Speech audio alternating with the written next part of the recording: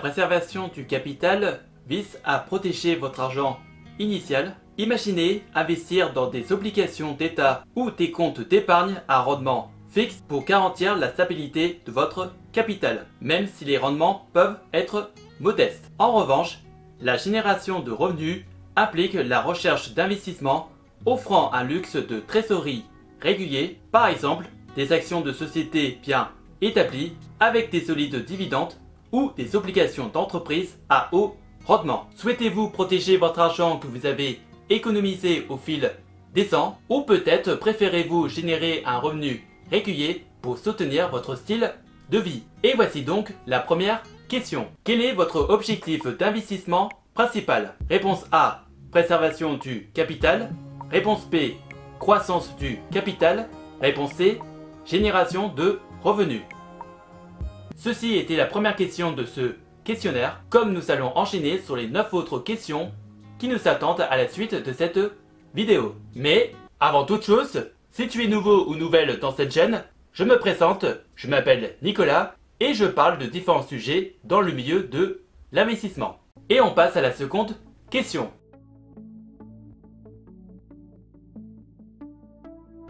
Il s'agit de la mesure de votre confort vis-à-vis des fluctuations potentielles de la valeur de vos investissements. Certains investisseurs peuvent être à l'aise avec des fluctuations significatives s'ils visent une croissance plus rapide, tandis que d'autres préfèrent des investissements plus stables, même si cela signifie des rendements plus modestes. Et voici la seconde question. Quelle est votre tolérance au risque? Réponse A, faible. Je préfère des investissements sûrs même s'ils rapportent moins. Réponse B, moyenne. Je suis prêt à prendre des risques modérés pour des rendements plus élevés. Réponse C, élevé. Je suis prêt à prendre des risques importants pour maximiser les rendements. Et on passe à la troisième question.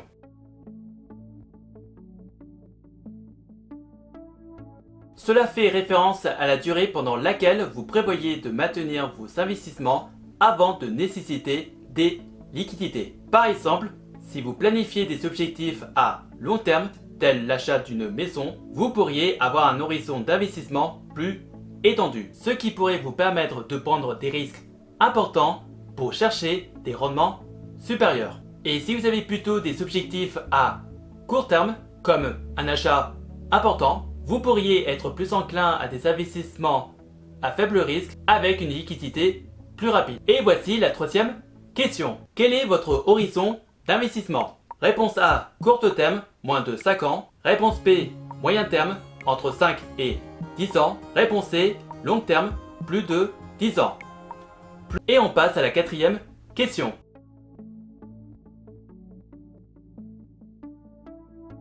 Il est crucial de comprendre votre comportement émotionnel lorsque vos investissements subissent des fluctuations négatives. Certains investisseurs restent calmes et restent fidèles à leur stratégie d'investissement à long terme, tandis que d'autres préfèrent vendre rapidement leurs investissements par peur de perdre davantage. Êtes-vous généralement confiant dans vos choix d'investissement et prêt à rester investi malgré les fluctuations, ou ressentez-vous une certaine anxiété qui pourrait fortement influencer vos décisions financières? Et voici la quatrième question. Comment réagissez-vous face à une baisse du marché? Réponse A, je m'inquiète et je suis tenté de vendre mes investissements. Réponse B, je reste calme et j'en profite pour acheter davantage à bon prix. Réponse C, je ne m'en préoccupe pas trop, le marché finira par remonter. Et on passe à la cinquième question.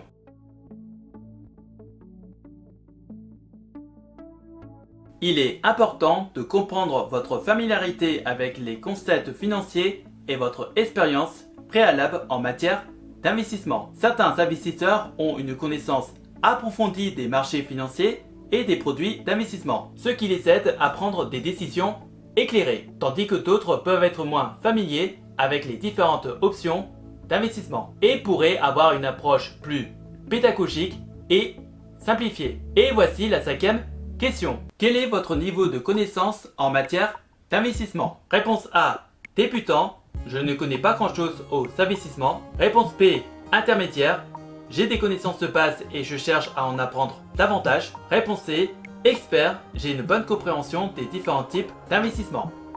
Et on passe à la sixième question.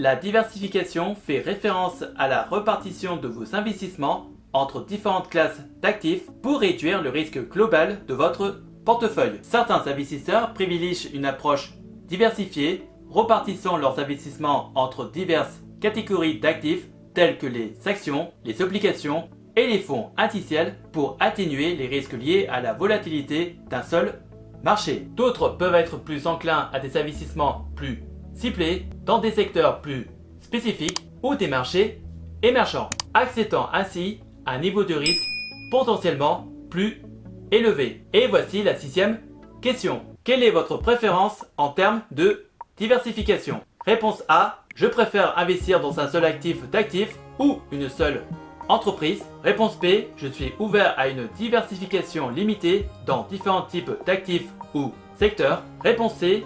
Je préfère une diversification maximale pour réduire les risques.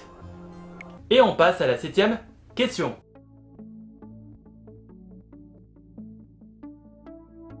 La gestion financière personnelle englobe la manière dont vous gérez vos revenus, vos dépenses, vos épargnes et vos investissements. Certains individus sont méticuleux dans la gestion de leur budget, suivant de près leurs dépenses et cherchant activement des moyens d'économiser et d'investir. D'autres adoptent peut-être une approche plus décontractée, en gérant leurs finances de manière moins structurée. Et voici la 7e question. Comment gérez-vous vos finances personnelles? Réponse A.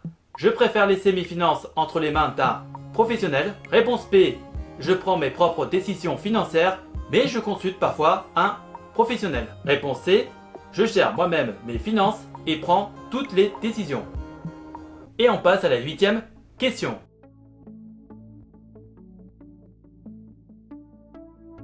La liquidité se rapporte à la facilité avec laquelle vous pouvez accéder à des fonds en espèces ou à des actifs rapidement convertis en espèces tels que des comptes bancaires, des certificats de dépôt ou d'autres investissements à court terme. Certaines personnes maintiennent un niveau de liquidité très élevé pour faire face aux dépenses imprévues ou aux opportunités d'investissement soudaines. D'autres peuvent avoir une liquidité plus limitée car ils sont investis davantage dans des actifs à long terme. Et voici la 8e question. Quel est votre niveau de liquidité actuel? Réponse A.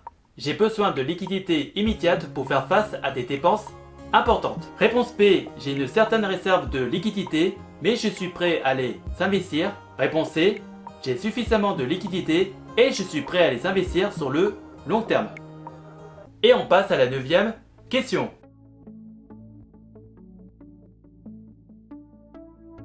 Suivre les marchés implique de rester informé des tendances économiques, des événements mondiaux et des fluctuations des prix des actifs financiers. Certains investisseurs sont attentifs aux actualités financières et surveillent régulièrement les performances des marchés pour prendre des décisions éclairées. D'autres peuvent accorder moins d'importance sur les fluctuations quotidiennes et préfèrent une approche plus stable et à long terme. Et voici la 9e question. Quel est votre niveau de suivi des marchés financiers? Réponse A. Je ne suis pas du tout les marchés financiers. Réponse B. Je suis les marchés occasionnellement pour avoir une idée générale. Réponse C. Je suis les marchés régulièrement et j'analyse les tendances.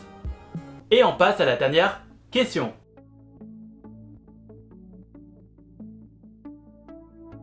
Il s'agit du rendement que vous espérez réaliser sur vos investissements chaque année en fonction de vos objectifs financiers à long terme. Certains investisseurs ont des objectifs de rendement ambitieux, visent des rendements annuels plus élevés pour atteindre rapidement des jalons financiers spécifiques, tandis que d'autres peuvent avoir des attentes plus modestes en matière de rendement, préférant ainsi une approche plus stable et à long terme. Et voici la dernière question. Quel est votre objectif de rendement annuel moyen? Réponse A. Inférieur à 5%. Réponse B.